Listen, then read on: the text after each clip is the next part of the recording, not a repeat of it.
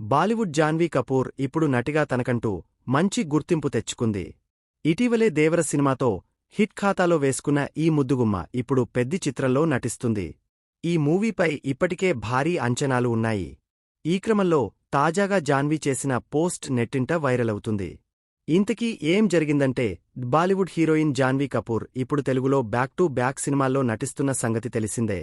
Director Koratala Shiva, junior NTR కాంబోలో వచ్చిన దేవర సినిమాతో టాలీవుడ్ ఇండస్ట్రీలోకి ఎంట్రీ ఇచ్చింది. ఫస్ట్ మూవీతో బ్లాక్ బస్టర్ హిట్ అందుకున్న జాన్వీ ఇప్పుడు రామ్ చరణ్ జోడిగా పెద్ది చిత్రంలో నటిస్తుంది. కొన్ని నెలలుగా ఈ మూవీ షూటింగ్ వేగంగా జరుగుతుంది. ఈ క్రమంలో తాజాగా జాన్వీ కపూర్ చేసిన ఓ పోస్ట్ నెట్టింట వైరలవుతుంది.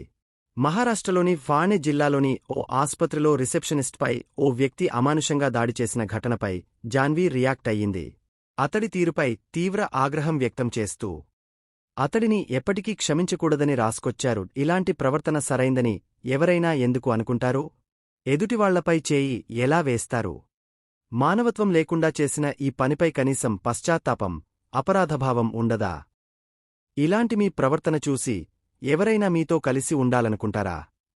ఇది చాలా అవమానకర చర్య. ఇలాంటి ప్రవర్తనను మనం ఎప్పటికీ క్షమించకూడదు. ఈ ఘటనను ఖండించి అతడిని శిక్షించకపోతే అది మనకే సిగ్గుచేటు. ఈ వ్యక్తి జైలుకు వెళ్లాల్సిందే అంటూ తన ఇన్స్టా స్టోరీలో పోస్ట్ చేశారు.